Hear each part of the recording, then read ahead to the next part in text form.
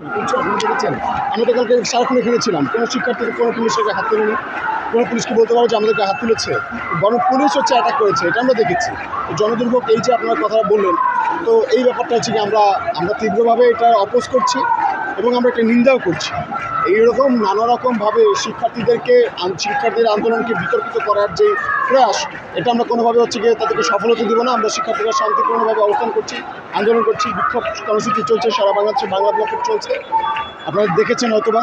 এবং কুমিল্লা বিশ্ববিদ্যালয়, চট্টগ্রাম বিশ্ববিদ্যালয় সহ বাংলাদেশের বড় বড় যে সকল পাবলিক বিশ্ববিদ্যালয় সহ বিভিন্ন কলেজ ইউনিভার্সিটিগুলোতে যে সকল শিক্ষার্থীদের উপর পুলিশে হামলা চলেছে, এটা একটা ন্যাক্কারজনক ঘটনা।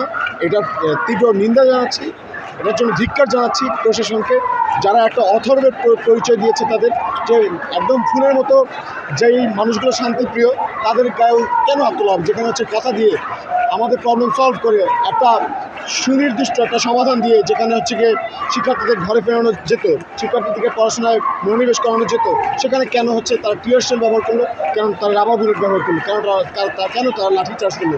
এটা একটা ন্যাক্কারজনক ঘটনা, আমরা এটা নিন্দা জানাচ্ছি এবং সারা বাংলাদেশের মানুষের তরফ থেকেই বলা যায় যে আমরা তাদের প্রতি ধিক্কার জানাই, বরাবরের মতো জানিয়ে যাব। ইতিহাসের কথা এটা একটা রিমার্কেবল ঘটনা হয়ে থাকবে, আমরা সবাইকে মনে রাখবো, আমরা প্রত্যেকটা জিনিস মনে রাখবো, যা যা ঘটছে সব কিছু মনে রাখবো ইনশাআল্লাহ। যে দায়িত্বশীল আপনারা যাদের কথা বলছেন, আমি তো তাদেরকে চিনি, আপনারাও চেনেন, সবাই জানেন।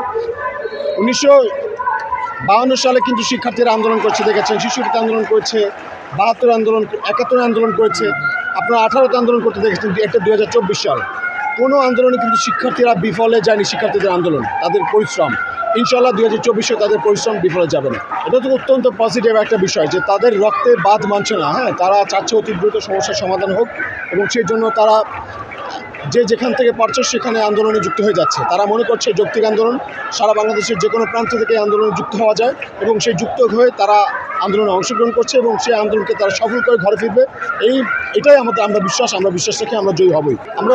আমরা এটা অত্যন্ত দুঃখ প্রকাশ করছি যে গণমাধ্যম যাদের কথা বলছেন যদি সত্যি হয়, আমরা তো জানি যে শিক্ষার্থীরা তাদের উপর আঘাত করেছে যারা নাকি গুজব ছড়ায়। আমি জানি না তারা আসলে গণমাধ্যম কিনা, এটা আসলে ভালো করে দেখতে হবে।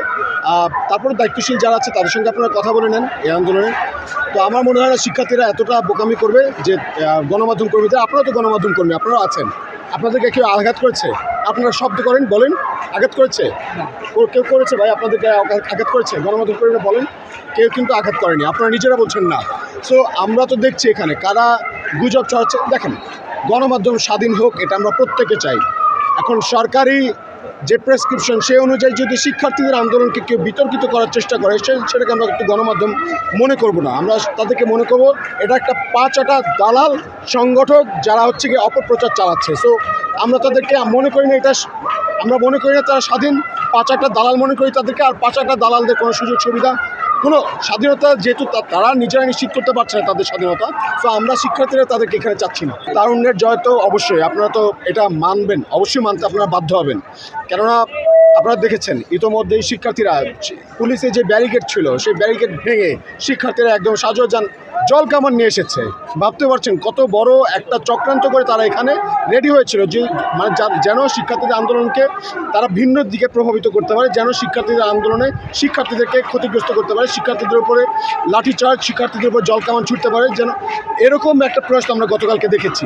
সেই জায়গায় আমরা গতকালকে এটাও দেখেছি যে শাহবাগে যে শিক্ষার্থীরা অংশগ্রহণ করেছে, তাদের মধ্যে যে তারুণ্যের যে উদ্যম ছিল, অদম্য সাহস ছিল, সেই অদম্য সাহস এই পুলিশের ব্যারিকেড ভেঙে তারা সেই শাহজাহানের উপরে আমাদের বাংলাদেশের লাল সবুজের পতাকা উড়িয়েছে। এটাকে আমরা মনে করছি তারুণ্যের জয়।